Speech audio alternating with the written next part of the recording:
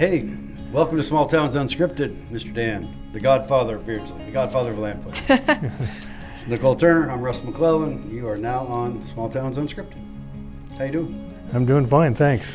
I like giving people a lot of notice, weeks in advance. So I appreciate you taking the time to be here. What I call you, 5 hours ago? Happy to do it. We go back a ways and happy to help anybody in the real estate business. Yeah, have you seen this podcast at all?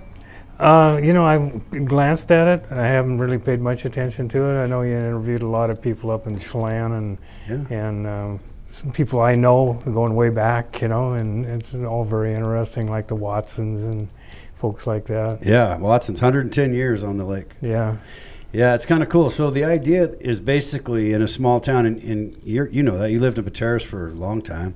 Mm-hmm. You worked in Chelan for a long time. We'll get into all that. That's where we met, of course, years ago. But the idea of the podcast, which I think is kind of cool, and it seems to be resonating with people. I mean, in the valley mainly, but small towns are funny because you often know of people, but you don't really know them.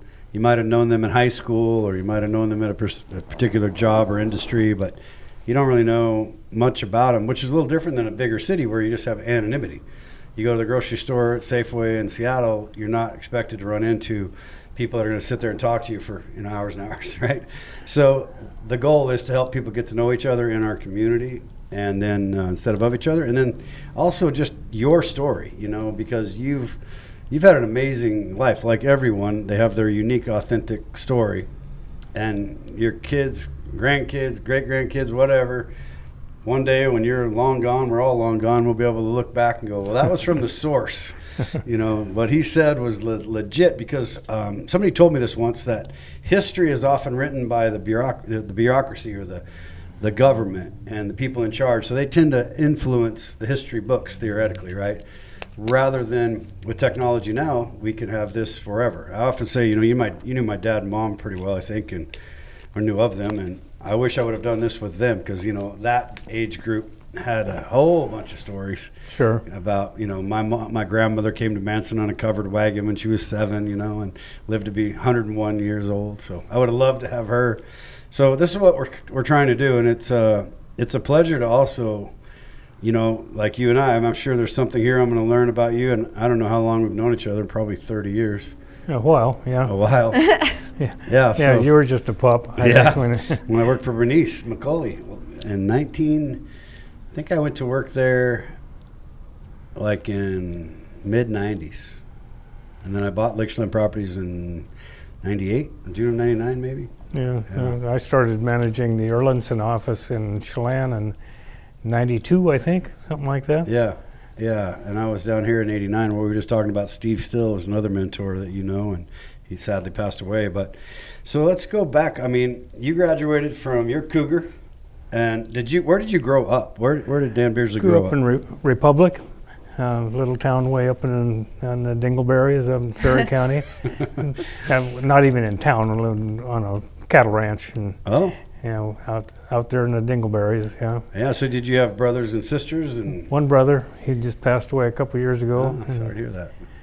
Yeah. So what's Republic like back in the day? Well, back in the day, Republic was actually a pretty vibrant, natural resource-based community.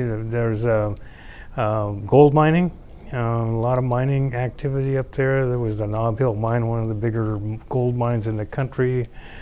Logging and cattle. That was probably the driving force in the economy. The mine was a big deal. I mean, employed a lot of people, but then the environmental rules came along, and they didn't like him processing gold ore with cyanide and stuff like that, and then that mine eventually just folded up. And that was at a time when like Lucerne had the copper. Was it copper? Lucerne was Holden Village in that area, in that mine. That era, this is 50s and 60s when I was growing up. Yeah. Was there much fruit up there? Fruit? Yeah. No, none. No, too cold. Too cold. Yeah. Yeah. Mm. Yeah, that's interesting when you think about it. A lot of people don't realize, but just over the border into Canada, because it was too cold, they transitioned into vineyards. much earlier than the Lake Chelan Valley did. Yeah, up in the Okanogan Valley, like Republic and Grand Forks, which is a next town in Canada north of there, is much higher elevation and different terrain. It's not a river bottom, and you can't grow fruit up there. Just not going to work. We're getting ready to do a marina project in Lake Osoolios, right, on Orville. So we're excited about that. It's going to be fun. Yep. Yeah, I've done a lot of work up around there over the years.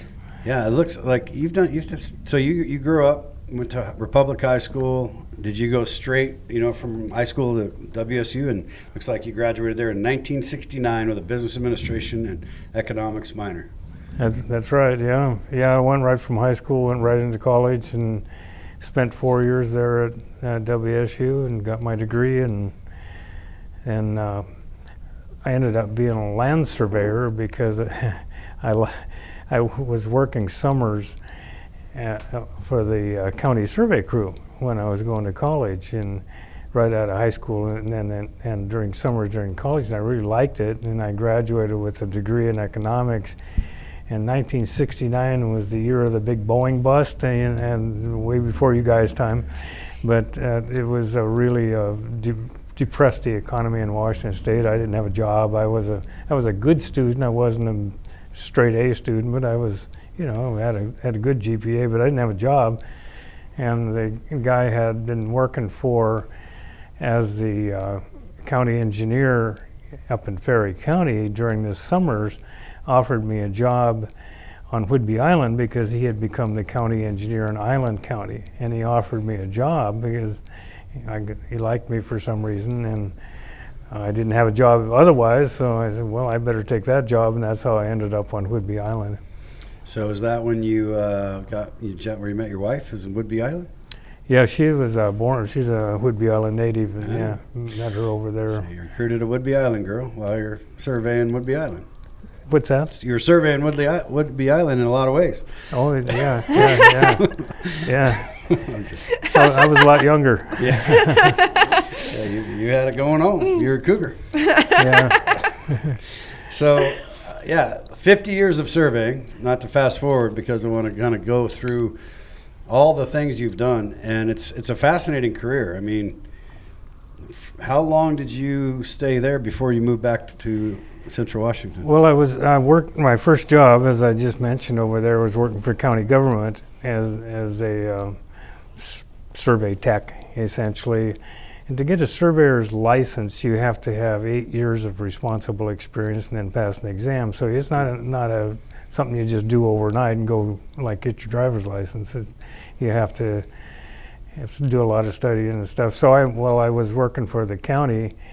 I worked there for three and a half years, something like that. And then a local survey engineering company recruited me. They came and asked me, why don't you come to work for us? You'd like it a lot better. And I never did like working for the government anyway. It's just not my style. Mm-hmm. And it was too confining. And I always said, the first thing you understand when you go to work for one of these government jobs is there's a little sign on the wall. You can't see it, but it's there, and it says, check in your brains when you come to work, because we don't want you thinking.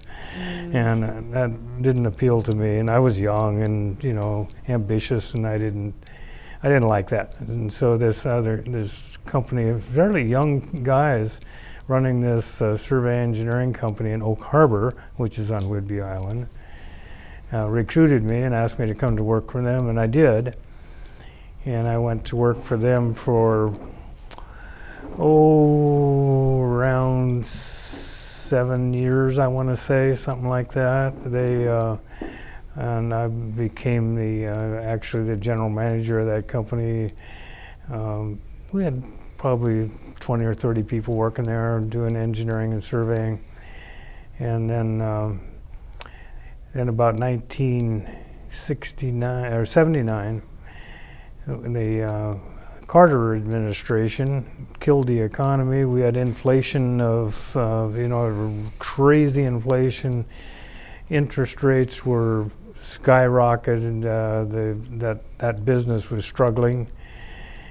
And I had some ideas how I wanted to run a business anyway. And so I started my own business. And that turned out to be a good decision and worked out well for me. And so I was there until, it was in 1990, I guess, and decided to move back over here.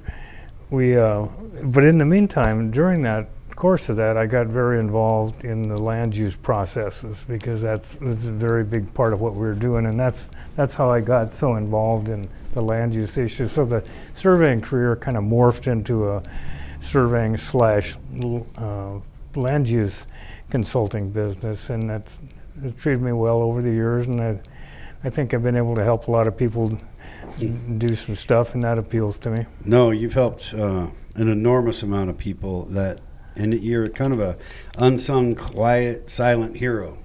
And that's in my career of 35 years. I've seen it firsthand over and over and over again. And then Danny, Guildhouse, your kind of protege, he worked with you in Chelan for about 10 years, I think. Yeah, Danny's a good guy. Yeah, so he's helped a ton of people too. In fact, I've referred too many people to him, so now he's too busy because he has a day job. Now I have a hard time getting him to, no, he's always awesome. You both have been instrumental, because it's that complexity. And you're seeing that now that we're working together in the land use world. Yeah.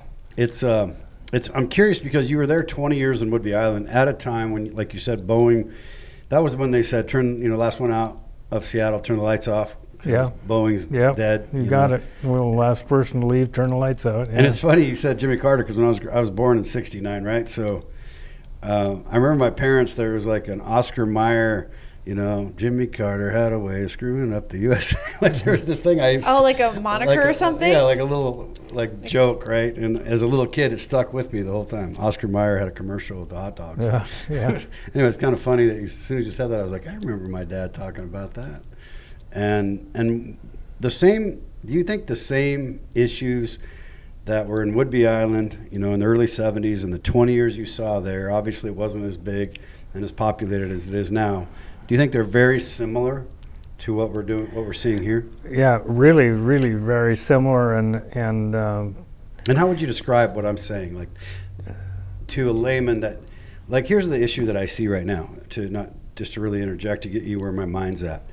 The vast majority of people that are normal, hardworking people in our communities are too busy raising kids, working 2 jobs, trying to get to recital, trying to get to daycare, driving until you qualify, this whole thing, but they really don't.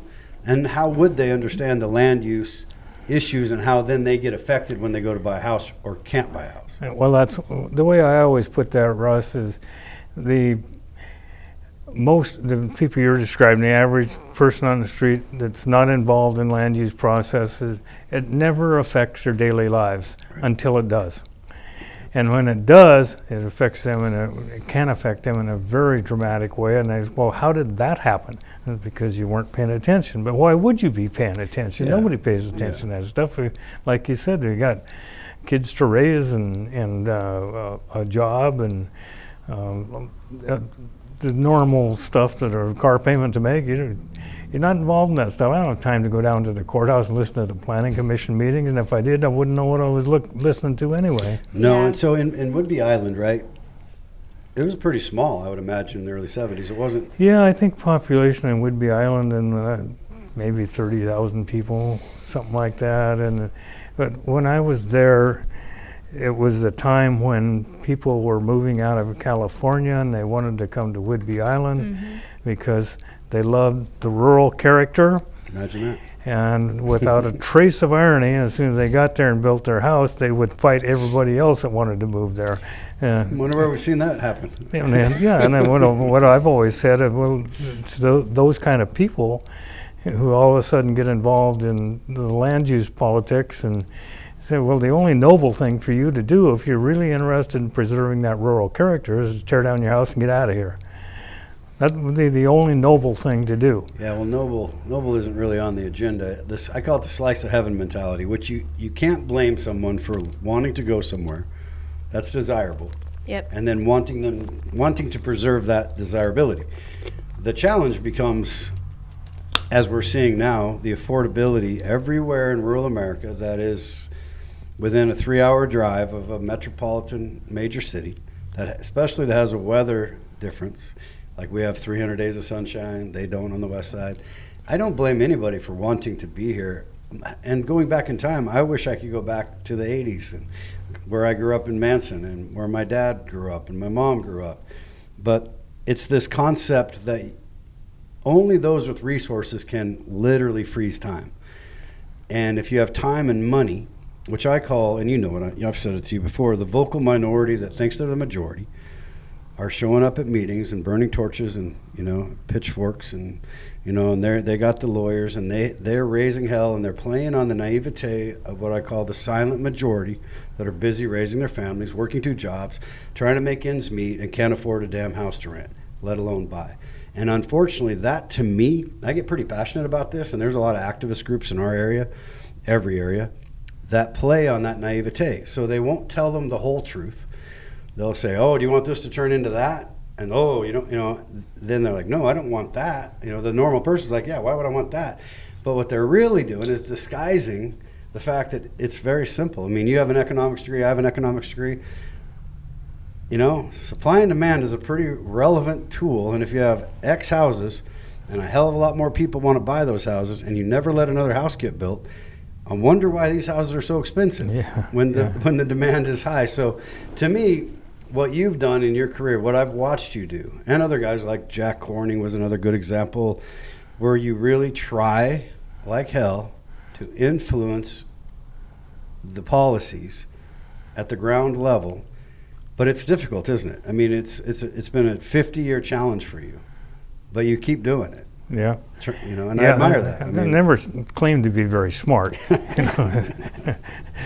Determined. Yeah, I remember Jack, he used to, funny story about Jack Corney. He owned the Johns Real Estate Company for years, right? You know him, and he wasn't involved. He was a land developer and did all kinds of big stuff, but one day I became the president down here in Wenatchee. We're in our Wenatchee office right now, by the way. It's a little different than we're normally doing these podcasts, but I called him up when I was the president of the Realtor Association. I don't remember what year it was, maybe 2012 or 13 or something. And I said, hey, Jack, I'm the president. I'm not from Wenatchee, but I'm the president was the Wenatchee Association, turned into North Central Washington. I said, you have a lot of real estate activity. You should be involved. And so he goes, what do you want me to do? Jack was kind of gruff, like, what do you want me to do? I go, show up to these meetings. And next thing I know, he's tape recording every meeting. He's sending consultants in. He's hiring lawyers. I'm like, man, you go all in when you go all in. Sending these 2 boys to all these meetings. Oh, man. He was funny, wasn't he? I miss that guy. Yeah, it's been fun to watch. So how would you describe it in a nutshell with your consulting arm? Like, I think part of the problem is not only is there just different ideologies, which is obviously in our country, we have that, but the complexity and the nuances, it's also difficult to even explain to someone why would they know, or why would they care until they do care when they can't afford to buy a house, or they lose their rental and then there's no place to rent. But how would you describe the complexity of land use and how that impacts growth or no growth? As you said, as anybody, you don't have to have an economics degree to understand if there's a shortage of supply, the prices are going to go up, and the more difficult it is. It's not just the regulatory environment by itself is bad enough.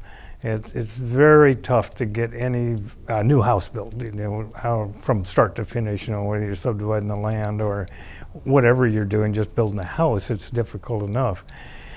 And as the cost of everything goes up, so does the cost of housing. But the biggest factor of all that the people that control land use policy, which are government agencies, never want to talk about is that relationship of supply to demand, and that is by far the biggest factor driving up the price of houses.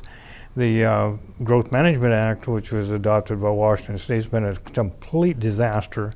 There was a study done by the University of Washington in, I think, about 2010 or so, and a very well thought out econometric study that attributed like 80% of the cost in housing increases to the Growth Management Act. And it just keeps getting worse and worse. The administration we have in Olympia, just that's their dream. They want affordable housing, but they also want you to protect the environment and you don't not have any water and go through all this regulatory process. You want everything. And I want affordability, but all the regulations discourage affordability. So it's just the biggest factor of all, like I said, is just in the immutable law of supply and demand. Yeah, and that supply constraints, I've talked about this. Ironically, I did a PowerPoint probably in 2002 or 3. And I've been given the same basic PowerPoint presentation now for a long time because it's become more and more relevant. And it really is about the basics of supply constraints. For example, in Chelan County, a lot of people don't know this, but about 88% of the land is owned by the government in one form or another in Chelan County. So let's just take an example of that. Various agencies, right? Federal and state, county, city agencies own land. So we have 12% in the private sector to play with. Then you have topography issues. We were cut by icebergs. So like in the Lake Chelan Valley, there's a lot of vertical slopes that are private land that are very difficult to build on, very expensive. So that's a supply constraint. Then you have infrastructure, water, power, sewer, roads, septics.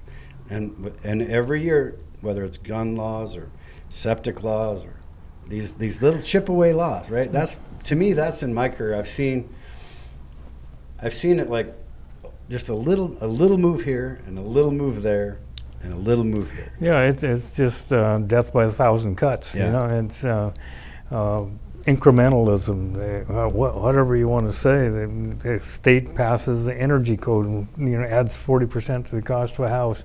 So we're at like $400 but by God, we're interested. We want affordability. Yeah. So what was it like before the urban growth got The factored Growth in? Management Act? Yeah, what was it like before that to now? Well, it was a lot easier. I was, my first job, I told you, was 69. That's when the modern State Subdivision Act was passed. I still remember when that was passed. That was followed closely by the Shoreline Management Act in 1971. That was a huge deal, and especially lands like Lake Chelan. Put all kinds of restrictions on building and setbacks and from water and all that kind of stuff. But they just keep adding on and adding on. In 1990, they passed the Growth Management Act. Chelan County fought it tooth and nail. John Wall, those folks. John Wall. Yeah, Tom Green and those guys. They fought it like crazy. Earl Marcellus. They fought it like crazy, but eventually. The state had all the power to sanction them and cut off their funding and all that kind of stuff, and they had to come into compliance. I think John Wall, he was a good man, and we just had John Wall, his son, and then his wife, the founder of Only 7 Seconds. We had John Wall Sr.'s grandson, Luke Wall, on the podcast just a week or so ago, talking about Only 7 Seconds because he's the director of that. So I was pretty passionate about that, and I've known John since high school. But his dad, I remember when he was adamant, like, this is the beginning of a complete takeover. Yeah.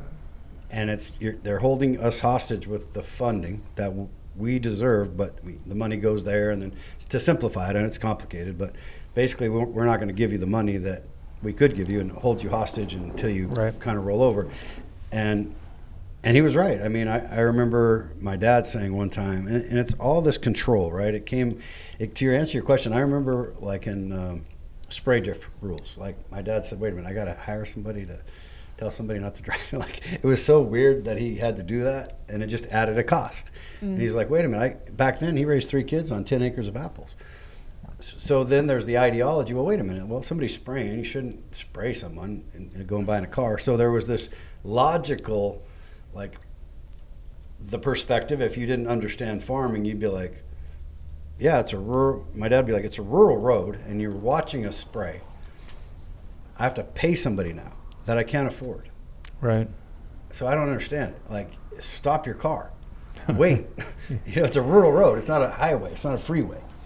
And so right then, I remember my dad saying, the government's going to turn us into criminals as farmers.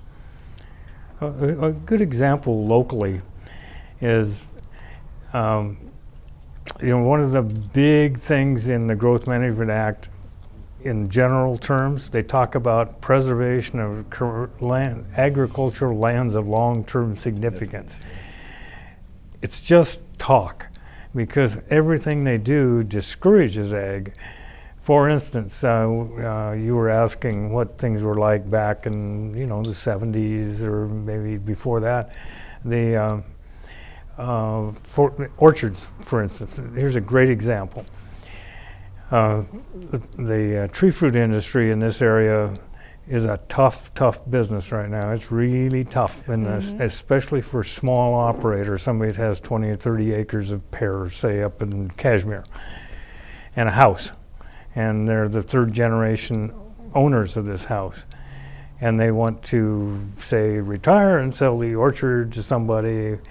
And there's as you know, Russ, there's a market for the orchard, maybe. There's a market for the house, but there's not a market for the house and the orchard. Nobody wants that because they know it loses money. And then why would I do that? But there are accumulators of orchard property. Somebody big like Stamild or McDougall or somebody could buy up a series of small orchards and make it a financially feasible orchard. Yeah. The scale would work, but the houses got to be segregated out, and that's really difficult to do. Back, like where I started with that was back in, let's say, the early 70s. Around here even, you could just go to the assessor and have 1 acre and your house segregated out. I did it. No problem, you could sell it. Didn't have to do anything. Now it's a nightmare to do that. And it's so sad because you have this generational, in many cases, a generational person living in that house, and grandma and grandpa have lived there, farmed that land, and you're going to make them leave. They don't want to leave. You're going to force them to leave because they have no options, and they have no marketability, and they're going to lose their ass on their house because the orchardist, to your point, that wants to buy it doesn't want the house. Nobody wants a house in an orchard, and they don't want it. So why is it now more difficult? The Growth Management Act is a big part of that, but it's the local jurisdictions that really make it difficult. It's I don't know, there's this culture develops in these local planning departments where they try to find something wrong with whatever you're doing. Well, let's get into that a little bit, because I'm curious, because I've seen it, to your point, I've seen they're good people, they have good intentions, and they show up and they see that invisible sign, I guess, but for whatever reason, is it they change or they fall in line? And do you think maybe it's just the threat of litigation, the staff's training, saying, hey, look, if we do this, you're personally liable, or something like that? Or why wouldn't you just go in there and... You can't... it's so complicated that the elected officials, like county commissioners and the city councils, they have a hard time wrapping their arms around this. Yeah. They're not experts in land uses, and so they rely on their staff, and depending on who the staff is, they can gaslight them pretty good, and tell them stuff that isn't true. Here, let me give you a really good example. Just the last couple weeks. 3 weeks I've been working on this project. You knew Al Marcier, right? Well, I'm Brent, so, yep. Yeah, he had an orchard just below Chelan Fruit, up on the hill below Chelan Fruit, south of Chelan Fruit. Mm-hmm. It's now owned by another lady. Al passed away some time ago, but anyway, that orchard's been there for a long time. It's a very well-managed orchard. It was planted high density in the varieties of apples that were trendy at the time, maybe a few years ago. This is a whole nother discussion. Yeah. But there's a house on it, and the lady that owns the house wanted this house. She wanted to live there in the house. She didn't want an orchard. She didn't want to farm anymore because it's not making any money. Yeah. So another fellow came along who had property next door and is in the orchard business, has quite a few orchards. and offered to buy the property, but we have to segregate out the house. And there's a method in Chelan County where you can do that via a boundary adjustment, which is one of those arcane land use terms. And so they asked me about it, and how do you go about this? Well, it looks pretty straightforward to me, and we'll just submit this application. So we submit the application for 1 acre around this house, right? Seems pretty straightforward to me. Turns out that of all the things they thought they would bring up, the one thing they brought up was some of this orchard is still on that 1 acre. The ends of some of the rows are still on that property. And the county code says you can do this for the purpose of accommodating an orchard. They interpreted that to mean there can be no trees on that 1 acre lot. What the hell? What's that got to do with anything? What business is that of the counties? That is none of your business. Doesn't it seem like it is accommodating the orchard, especially if you And give them so an I easement asked the question. for the trees? And so I asked this question. They were, well, we can't approve it this way. So I asked the question, well, if we so we could abandon this application, tear those trees out, resubmit it, and then it would be okay, right? Well, yeah, well, you got to tear those trees out. So that's what they did. They took out 277 producing fruit trees. Oh, that's a lot. Just to accommodate some bureaucratic interpretation that does. That's a great I mean, example. who possibly was harmed by that? But that's the kind of thing we're up against. Well, Yeah. then the next day you could give them an easement and put the trees back. Exactly. Yeah, then next week they go replant them. Except you got to change all your irrigation system. You got to Yeah, and your trellis and all that stuff. You bet. That's a great That's example. that's a lot of trees. That's Oh, a lot. It's the That's an absurdity. expense. It's the absurdity we run into every day in this land use process, where you got people, I guess you could say, in their ivory towers, thinking that makes the code says this and it means this, and therefore you got to do this, without thinking of the consequences or thinking the thing through. What's the actual result of that? Who's being harmed? Anybody? Nobody. The purchaser and seller were all happy with this arrangement of those trees being on there. It's none of the county's business. So do you think it's basically the threat of activism, groups, neighbors, of litigation? Is that, or do you think it's literally ideology? Because what I see is that I don't think it's almost like they don't mean to do it, but they do it. In other words, there's no real, oh, I'm going to be evil in my intention here to stop that. I don't think I see that. I think it's No, I literally don't. There's not a bunch of bad people in No, these that's the- positions. They're that's good what I'm people, saying, yeah. and they mean well, but they get code bound and so dogmatic, and they don't think of these interpretations they make that cause all kinds of grief for people. And it would just be just as easy to make an interpretation that would be accommodating to So these that's a people. good example. So you were a hearing examiner for decades in various places. I think Okanogan, your decade of 15 years maybe? Yeah, 10 years, yeah. So in theory, you would say, okay, well, you have a discrepancy in an interpretation because the code is so complicated that there's a nuance, so we need an interpretation. We don't agree. If I'm the applicant, the government's interpreting it different. We have a disagreement. In essence, it goes to the hearing examiner, simplistically.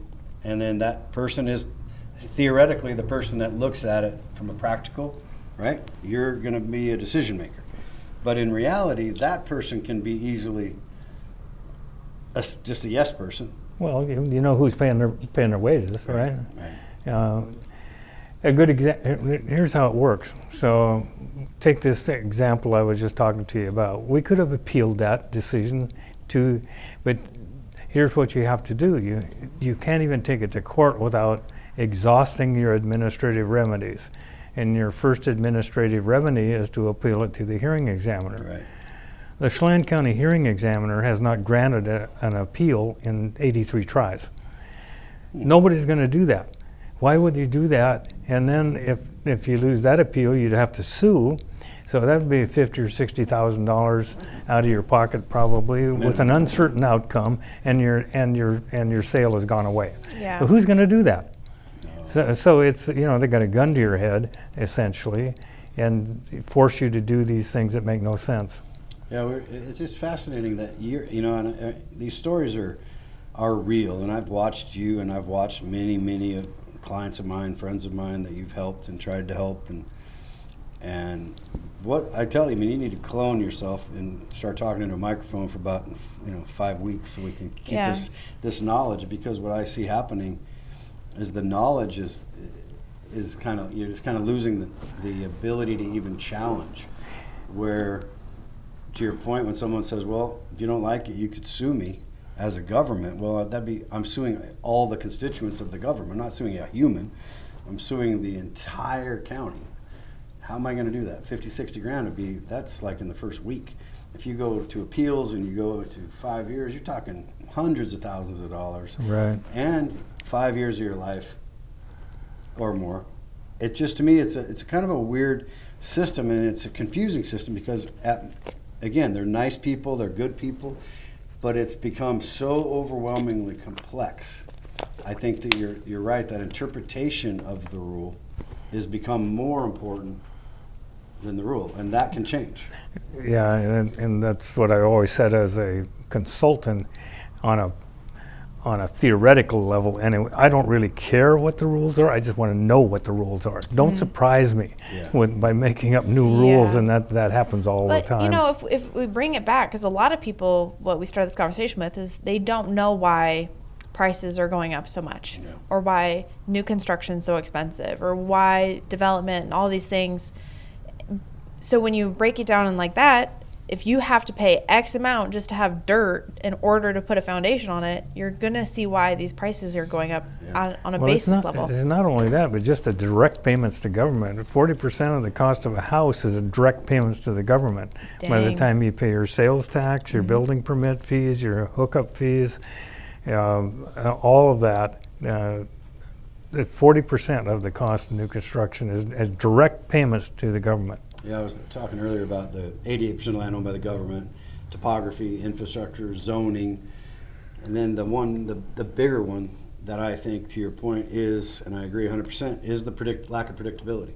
So when you have a risk-return investment analysis, you're a developer of any kind, whether you're a person trying to do a 2-lot short plat or a 1-acre seg around your house with a BLA, or you're a developer trying to build houses for people at a certain price point.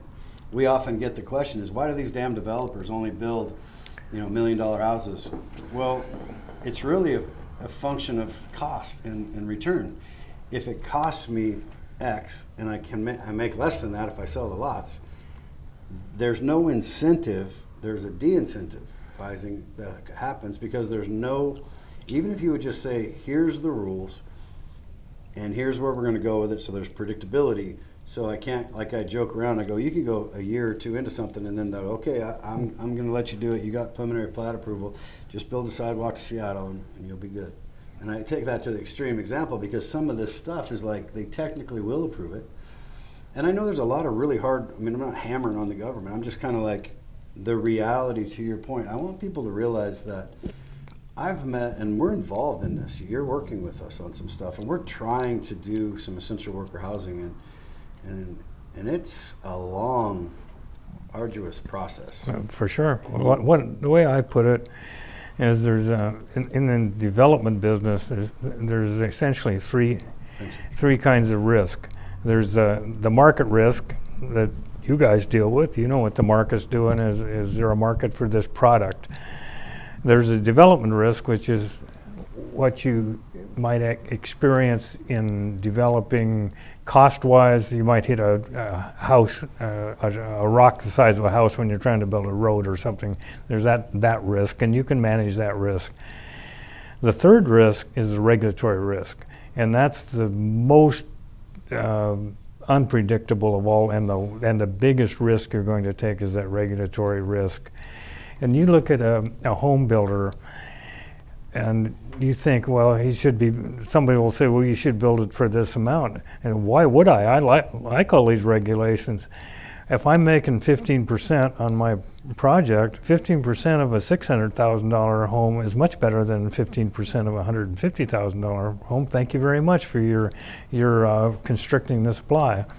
When the Growth Management Act's a great example. You draw lines around the city and then you can build it here, but not out here.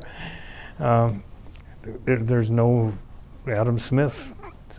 Talked many times about the immutable law of supply and demand. Yeah, I mean, for people that have never heard of the Growth Management Act, the simple way to look at it is, everybody knows what a bullseye looks like, and the Growth Management Act's like a bullseye. You got your intent city code, which is supposed to be where you build vertical, and that's where we want people to live. Then you have the UGA, the Urban Growth Area, which is in the county where the city's going to grow. You have a 20-year comp plan, and then you have rings around that are, 2.5 acre minimum, 5 acre minimum, and so on, out to 20 acre minimum. And then you have all these other nuances of the zoning code inside the counties and the cities, but in theory they're working together. But often what I find is that I think there's another, for smaller communities that were never really thought they were going to grow this quick, like Whidbey Island did from California, or like what after COVID, we got a big push. Yeah. West to east. Manson, where I grew up, yeah. I mean, and then you also have technology flying fast, and now with technology like Starlink, where you can now work from home anywhere. You're not relying on, an archaic satellite that you can't do that. Now you have the high-speed, high-band internet, which rural communities. Then you add solar, and you have all this stuff. So we're getting more and more people that I think are coming from, it's a gentrification. They're coming from a wealthier place to a less wealthy place where they sell their home and they're bringing that cash and they're going to look around what's available and they're creating demand. So I joke and say, unless we're going to put some tanks at the tunnel, it's kind of going to be hard to stop this gentrification, which I don't blame people for that at all. I've been selling to people from the west side my whole career. It's why the real question is, when I hear people, and you've done this, but I'm curious what your thoughts are. I even asked my son and his friend that are young business people in Chelan now. So many people say, hey, look, I don't really like developers. I don't really like that they're developing here and there, even if it's in the city code. It's in the city limits. It's zoned correctly. I don't like that because I think they think that there's no direct benefit to them or whatever, but then they're like, and I don't know, I don't want another house built, but I don't know why these houses are so expensive. They haven't quite connected that economic dot of supply and demand. And I think to some degree, my theory is it's like that ship has already sailed. Like, I have apathy because it's just, they're going to build more $1 million homes. They're not going to build homes that I can afford anyway. And so it's kind of like, to hell with everybody. And I don't get it, but I also do understand if that's what you know. And there's really no really easy way to get the information out there in such a way that the people could actually do something about it with their energy. Yeah, I don't think you'll ever get there where the man on the street is interested in land use, like I say, and because it doesn't affect their daily lives until it does. And then it can be in a very big way, and you wonder, well, how did we get in this place? And then they get over it and then forget about it, go home and go back to their jobs. And I use gun rights a lot. When my dad got out of Korea, right, or people before in World War II that, in my opinion, it's the reason we have a country, right? If you would have went from like Korea when he was drafted to today with gun laws in one day, you'd have a riot, right? You'd have some guys pretty upset. They would have never thought you're going to hold me to a 10-round magazine. Yeah. And it's just kind of that example of death through 1,000 cuts. Well, you can have your guns, just no bullets. It's fine. Things like that you would never have thought about. And then it's just slowly, and to where I think where we're at now, because of this demand, it's like hyper-focus now, where you're seeing price points jump to a point where it's just absolutely, $400+ a square foot to $800,000 to build a 2,000 square foot Rambler. Like, really? Well, you've seen over the years in Chelan market, and it was a great example. Whidbey Island was the same way. Whidbey Island people from California suddenly find out that you could buy a house on Whidbey Island for $250,000. Something, my house in California worth $1 million. Better place to live. I'm going to move up there and buy that $250,000 house and keep anybody else from doing it. And the locals referred to that as Californication. And Yeah. It's gentrification. But That's it's what just, it is. you saw it, you've seen it happen, and man, we're over the top of the curve now and down on the side of the bell curve now. But you saw that happen in Chelan, where people in like Seattle, when I got a $1 million home I can sell over there, and I can buy one over here, and boy, that seems cheap. I'll just buy it. Yeah, and I think there's no easy answer other than there's three sides to every coin, and outlawing all developers or like putting all developers in a certain bucket, that's the wrong approach. Just like putting all government employees in one bucket's the wrong approach. There are actually people, and it's one of my, before I'm done, it's my focus, right? Like, I'm really working hard to create essential worker housing. And that's the challenge, that missing middle, which is that 60% of median income to about 140% of median income in our area, which is the teachers and the cops and the nurses, the hospitality workers, and the normal people that make a normal wage that you need to run a town, where they're making too much money with a combined income because they're both working usually. And if they're single parent, that's even harder, like it's almost impossible. So they don't get any help from the government. They're not getting the subsidies. And I'm all for Section 8, and I'm all for, in our area, the Chelan Housing Trust does amazing work. But when you look at the demographics, how many of those homes they've done over 10, 15 years, and who qualifies, that's a very income-based driven thing. So if you're making a little too much for that, but you're not making enough to compete with that money coming from somewhere else, that loves our town for the same reasons we love our town. And that is a challenge. And if we don't find a way politically to help inspire people to work together, that missing middle is going to get worse and worse and worse to where I've actually studied and seen communities like in Wyoming, certain communities, in Montana, certain communities that California found, and others where they just closed the town. I mean, eventually, there was a documentary I saw where basically all the businesses eventually shut down because they couldn't find any employees. It was just Because it was too expensive to live there or anywhere close. Yeah, and they didn't find a solution to that. Well, and you get all these regulatory constraints. Eventually, for instance, Chelan or Manson will run out of water, they'll run out of sewer capacity, and you just won't be able to build anymore. Too bad for you. Oh yeah, we want you to expand. We've got this 20-year plan to expand, and your population is going to grow by 10,000 or 15,000 over this 20-year period. But oh, by the way, you don't have any water rights. They're gone. Yeah, that's another. I mean, there's a lot of things people are unaware of, like the use it or lose it, private water rights, irrigation rights rule. That's a fascinating one. Yeah. Nobody tells you. Yeah. It's you just lose them. You think maybe you go drill a well on your property? Well, maybe not. You've had plenty of experience with that. Yeah, the septic rule that just came down is fascinating. New rules on septic, yeah. Size of lots, my son's just got a septic license, and I said, you better be paying attention. There's a lot of things changing rapidly, and they all seem to start out with good intentions. Well, they're all well-intentioned rules, and they're trying to protect everybody from everything, but you can't have that in affordability too. It just doesn't work that way. Yeah. Well, and it must be so hard for the land use, and trust me, I know very little about government officials, so I'll be the first one to say that. I have no idea. But I would imagine it would be hard because, like you said, they're very well-intentioned. They're all trying to do the best. They're trying to do what's in the code. And at the same time, there's so many different departments and other things and other regulations they have to consider. It's like hard. You can't be black or white. And they got all these conflicting goals. Yeah, exactly. For instance, the Department of Ecology, the State Department of Ecology, has one division that has to do with water resource management. And one of their big goals is to make sure that there's plenty of in-stream flows into the Wenatchee River, the Methow River, the Entiat River, Columbia River system. They want to make sure we can keep those in-stream flows going. Another department is the stormwater management people. They don't want a drop of water leaving your property. They want you to retain all of that storm drainage on your property.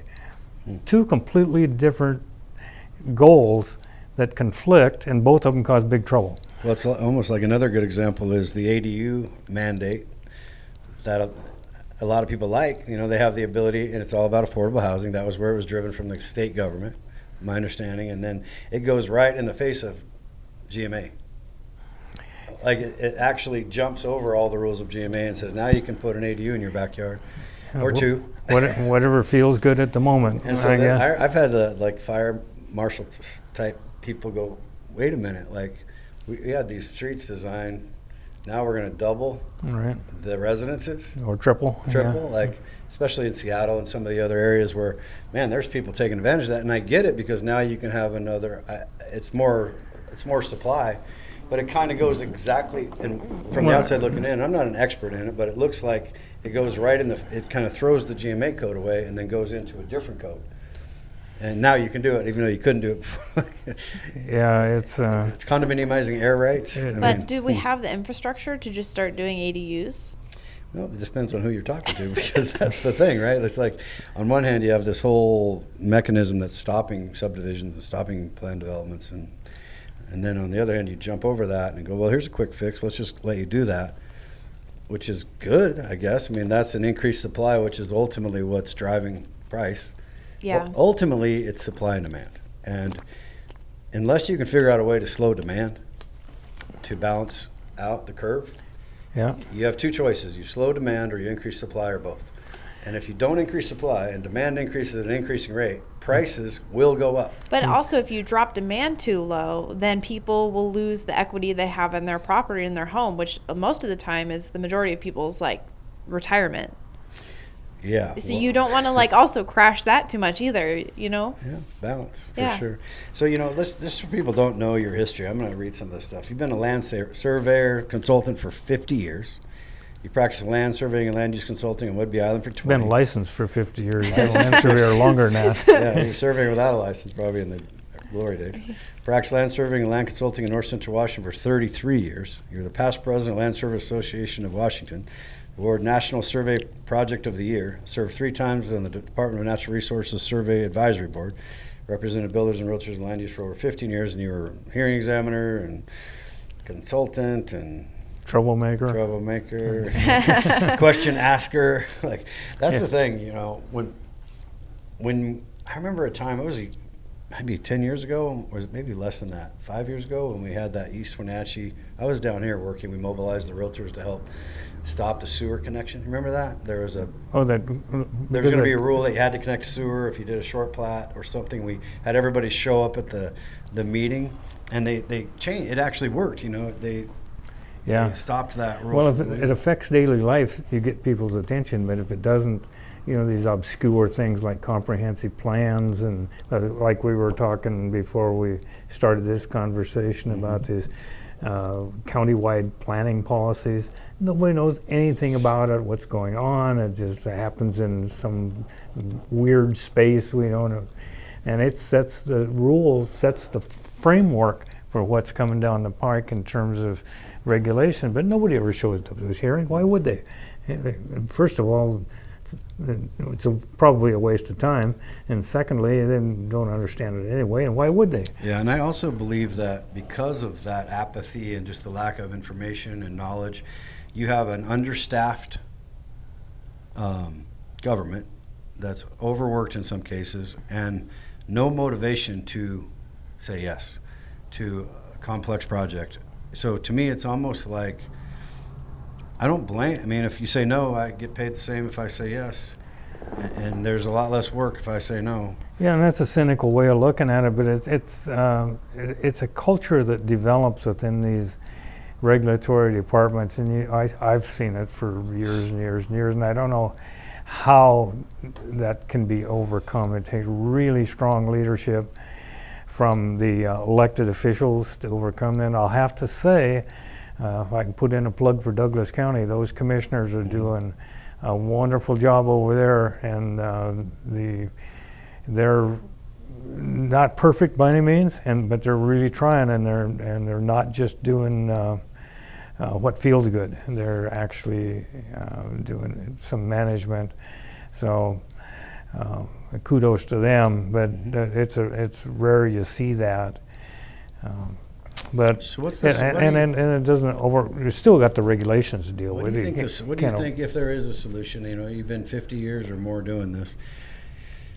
Is there any way to help as we have the population continues to increase? The regulations seem to be increasing out of Olympia. We're obviously ruled by a government that's populace is based primarily in King County that's electing, a certain ideology historically.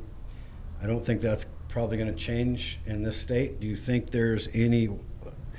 And I could see where with the state and the pressure. I'm not a government official, so I have not worked in government. I know what I see from the outside looking in, which is my own perspective. But it seems like a challenge that is mounting. It's not getting easier. And trying to explain it is getting harder. It's hard enough 20 years ago. It seems like it's almost impossible. When I start trying to explain it to people, I can see their eyes just roll back in their head, and they're like, dude. Yeah. Or they just blank. Yeah, please. Well, and even people like me that do what I do, I'm never really sure, depending on what jurisdiction it is. I can say, well, I think this is the rule. This is what the code says. This is what the rule says. How it's interpreted, that's a whole other matter. Yeah, every regulation is a supply constraint. Every one of them, from lead arsenic implementation, where, And all that got put in place, like we've talked about, because we were trying to be healthy and for good intentions. the mitigation was confusing. That's a great example of what I would refer to as feel-good legislation. The lead arsenic issue was they were worried about the fumes from the Tacoma smelter, and that's how they passed the Model Toxic Cleanup Act. I forget what it's called now. But then when the Tacoma smelter went away, and all these people in the Department of Ecology looking for something to do, say, oh, let's go pick on orchards. And they look at then in this Model Toxic Control Act, there are in statute cleanup levels over beyond which cleanup is required. 250 parts per million for lead and 25 parts per million or something like that for arsenic. There is no data at all. Let me back up. We know that lead and arsenic are a toxin. We know that they're not good for you. It's how much and how you ingest it and who ingests it. We know that's a fact. So they make these extreme examples of this, put the barrier really low on these cleanup levels, but there's no data, and they're not going to provide any data that suggests any of these communities, for instance, City of Wenatchee, Kashmir, how many people have been poisoned by this and died? Well, they could. It might happen if we have a 4-year-old child out there eating dirt for 3 hours steadily, and then he might have a 0.05% chance of contracting cancer. That's the level of. And you know what else? And it drives up the cost. Well, what I've seen too is the solution. So I said, the law's in place. It is what it is. That ship has sailed, let's say. Well, then you walk up to a counter, and the person behind the counter, if you're a layman, and you're trying to do that house out of the orchard, or do a 2-lot short plat or 4-lot short plat. People don't remember this maybe, but I remember orchard land in the basin being $1,000 an acre, and orchard land in Manson and Chelan was $15,000 an acre. Okay, so there was an insulation that came with buying in Chelan. They were raising some better fruit at the time too, but a lot of it was real estate had an ulterior purpose to help you in case you had a bad crop year, you had another fallback position because there was demand for housing, unlike the basin at the time. And the economies of scale down there was much, much larger, right? So they weren't exactly the same, but it turns out then when this comes in and you walk up to the counter and the person says, well, I'd like you to, I know it's not the rule, but we don't think it's fair that the builders have to, people have to deal with it, which I think is what the law is. We'd like you to do it in the preliminary plat approval process, even though it's not part of the preliminary plat. I'd like you to remove 2 feet of dirt over your entire acre. Well, my house has been there for 35 years. Like, what do you mean? Like 2 feet? Well, yeah, just do that. Well, that's not in the preliminary, in a preliminary plat approval, you give you a list of stuff you have to do. I've done all that. And they literally said, no, well, we'd like you to do this too. And that's not the code, but we'd like you to. And now if you don't have a resource to go to like you, and you think that's the gospel, that's it. You're done. Like, you can't do that. Now, because you help test for lead and arsenic, you have the knowledge, that there's a lot of ways, even in today's world, you can mitigate. That's just removing all of the dirt isn't really, over the whole plat's not really the right one in most cases. Well, it's incredibly expensive. You have to haul it down to Boardman, Oregon or somewhere and, you don't do it. Put it in a toxic landfill down there somewhere. Really? Oh yeah, I mean, just the haul alone is, I talked to somebody the other day, a trucker was telling me what the cost of the haul was. I don't even remember, but it's a lot. And there's, because you can't put it in a landfill out here.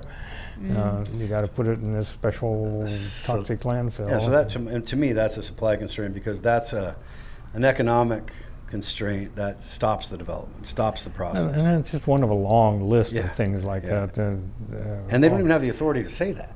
That's just a person that says, hey, we don't think it's convenient for the builder, the way the code really is. When you go to build, you got to mitigate. And you can put it under pavement. You can dig holes. You can do all kinds of ways to mitigate, not just haul it off the whole damn piece of property. It's that's that cultural thing you talked about. It's easier to say no than it is yes, and maybe they'll just go away and quit bothering me if I say no.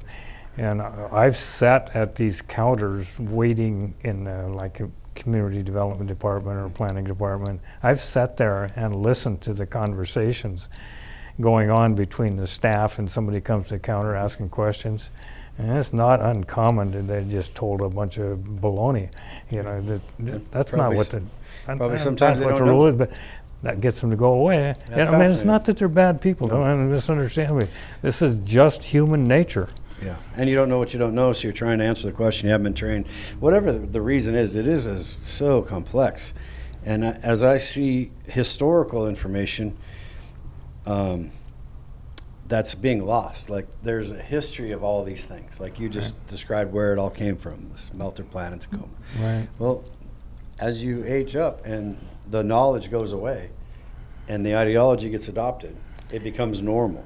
Yeah, exactly. And then it's like, okay, well, so it's going to be normal for us to always have in the North Central Washington area a massive supply and demand problem, which is going to lead to higher price points inevitably forever. So do we just kind of resign to the fact that essential workers over the next 20, 30 years are going to struggle to find housing?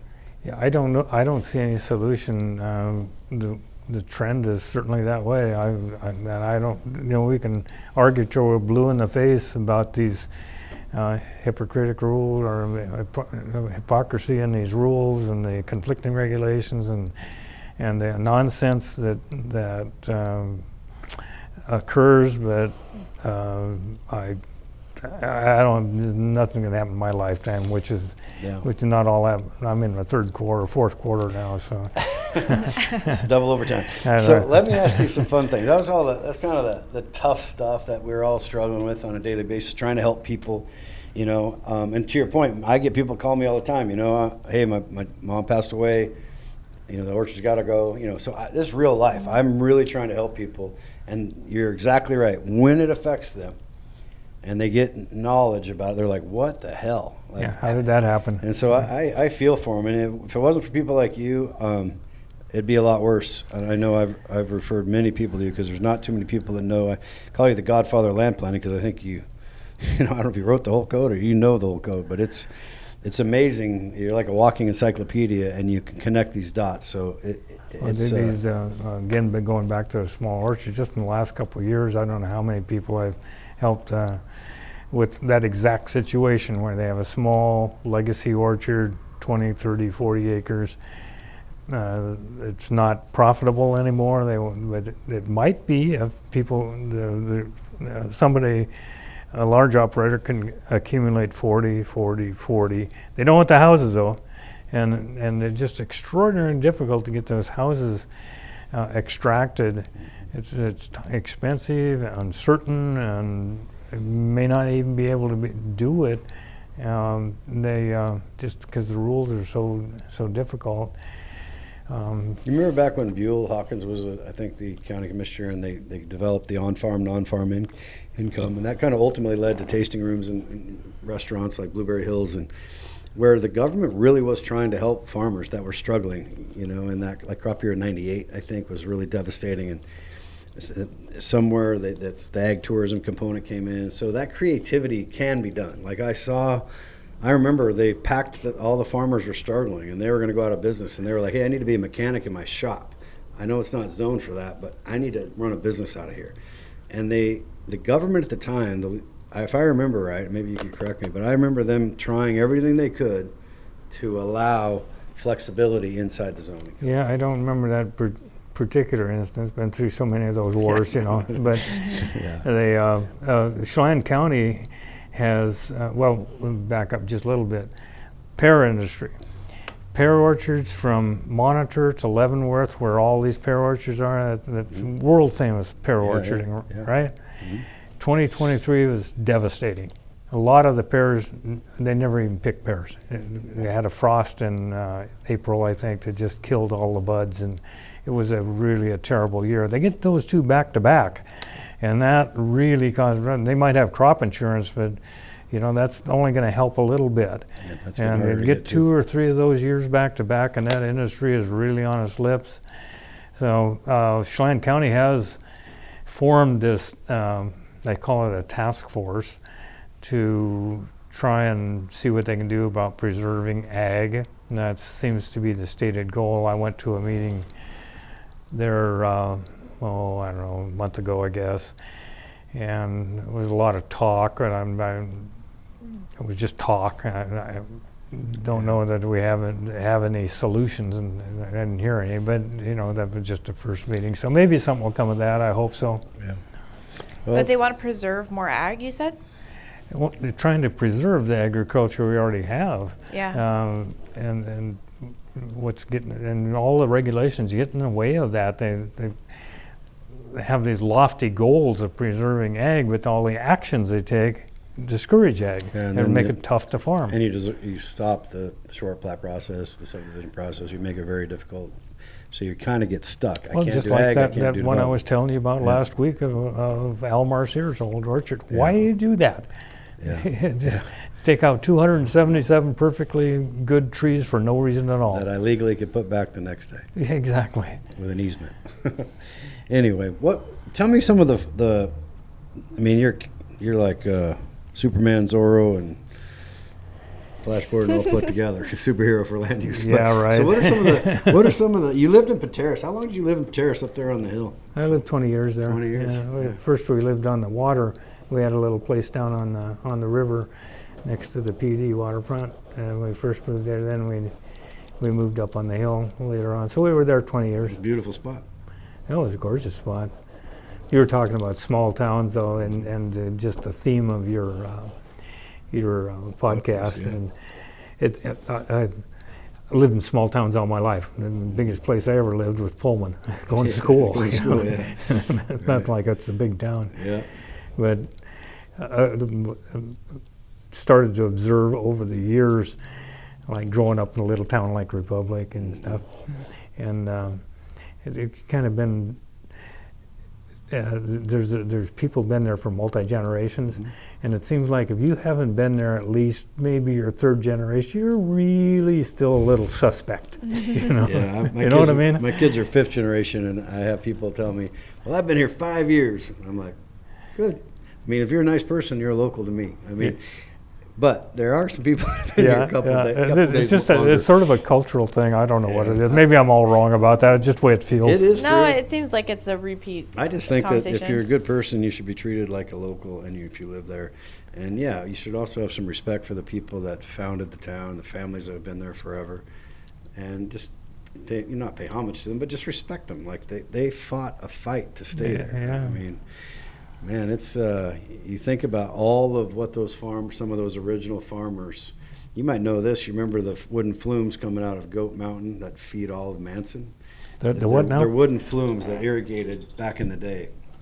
Well, before the reclamation, before the submersible pumps were invented. And so the funny thing is the wealthier people bought orchards the further away from Lake Chelan they could back when they were homesteading, because that had a better chance of getting their orchard through ditch irrigation. And then the poorer people bought the lakefront. So by the time you got to the lake level, you might be out of water because old John might have over irrigated. You can just imagine, like, walking those. Who were we talking to? I think it was Otto Ross and Earl Stanford. Mm-hmm. Earl's 90, and he farmed. He was my dad's grade in 1952 in Manson. Town of the Chelan, the original town site of Chelan was a military plat. It was the Chelan town site. It was a military installation. And wasn't it Chelan Falls was going to be the original, if I remember right? That's where the cavalry first came in. And they had some. Well, there's the Chelan Falls orchard down there. That was a plat done in 1909. 1909. And developed a bunch of 10-acre tracts. Those, and just like the Highline plats up in Chelan, 1 through 8 or something like that, divisions of them. They were 10-acre tracts roughly, depending on the terrain. But that's just illustrative of what's happened to the orchard industry. They were irrigated. They had an irrigation canal coming down from up Grade Creek that way, and it was irrigating those orchards. And people could build a house, have a 5 or 10-acre orchard, and make a living. Yeah, for sure. Those are gone forever. Yeah, like I said, my dad raised 3 kids on 10 acres. And we were like big time when he bought an extra 8 when I was in high school. What's up? He was giant orchards back then, but he worked his ass off, every day, all day, every day, And he said a couple things. If I won the lotto, I'd farm till it was all gone, and never ask yourself, a self-employed farmer, how much you're making per hour. It's not very attractive. It's a lifestyle. Don't ask. So he was born in 1933 in Manson, in a little house right across from the swimming hole, and so he had a unique perspective, had a good life. I mean, there's a guy that all those guys, they're just a different generation of people at a different generation of time. So I spent 20 years there in Chelan, working in Chelan, and I saw it from the early 90s to 2010, something like that. I was there in Chelan working every day and got to know a lot of the people, and I saw this transitioning from the old guard, the ag people. These are agricultural towns. This is an agricultural area, and not all just kind of faded away as it became a resort destination, recreation area, tourism. Yeah, and without the tourism, it'd be a different place. There'd be pretty. Yeah, it's a different place than it was 30, 40 years ago. Yeah, it's unfortunate. And I mean, Dale's Tavern's gone. I mean, that's got to be bad, right? Yeah, Dale's Tavern. My crew made some good money in that tavern. We were next door for a lot of years. What'd they ever do with the rebar sign? That's a good question. Yeah. That was with the upper, middle, and lower taverns. That was my dad's. That's how he called it. Yeah. That's what the town called it. Yeah, that was the names. Yeah, it's been fun to it's been fun to work with you for a long time. Yeah, it's always worked with you and a lot of your agents, and the whole real estate industry around here is great. I feel like I'm just kind of warming up, but 35 years later. But I think I am. I think I'm kind of getting the hang of it. Kind of getting I think I have a real passion for that essential worker. I have we have a project or two that we're trying to figure out, as you know, and we're going to come at it creatively, because that's, instead of just looking at the blockades, you have to try to find a solution. And I kind of think that barrier to entry is high for people who want to do that and take that risk and have that goal to help other people in our hometown. But if I can, my son's working with us in excavation, and a lot of other kids are still there trying to make ends meet. If we can figure that out before I'm done, it'll be because of guys like you and so many other people that have kind of helped educate. And it's not easy. I mean, it's not easy anywhere, but especially in this state. There's no school for this, There just isn't. So of all the projects you've done, let me ask you this. What was the survey project of the year? Oh, that was really interesting. That was, do you know where Kit-Kat Island is? Hardly anybody does. Mm-mm. It's about the mouth of the Stillaguamish River, where it runs into Puget Sound. Okay. In the east of Camino Island, up on the Samish Indian Reservation, Swinomish Indian Reservation, and it's really not an island; it's a peninsula, but they call it an island.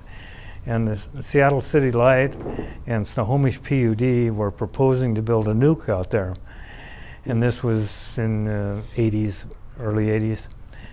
Cool. They were proposing to build a nuclear power plant out there. Well, they ran into all kinds of obstacles, Sure. regulatory-wise, federal, state, societal, whatever.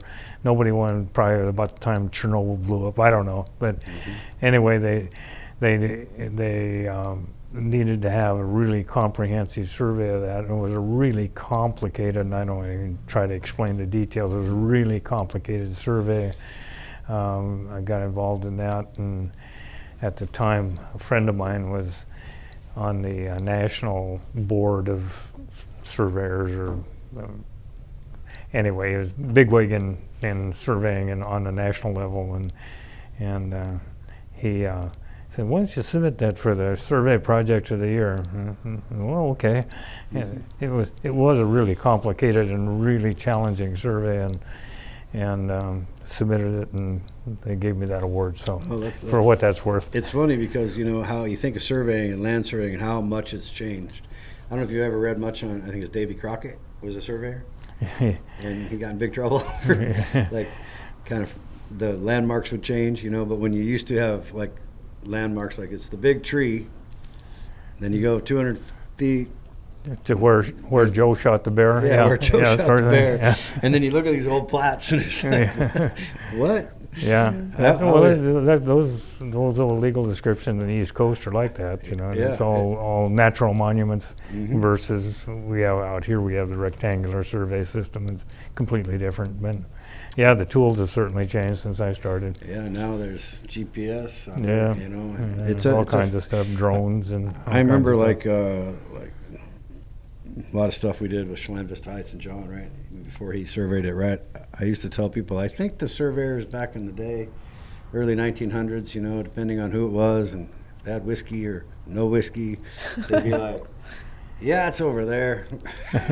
So all of a sudden you have, or you just did these maps, right? Before there was anything. They just did the map of the townships or whatever, and then, so all of a sudden people would just kind of be building, and now, you know, the boundary line adjustment, I dealt with one yesterday where encroachment, what do we do? That's a good example of now, hey, wait a minute, my house is not on my land.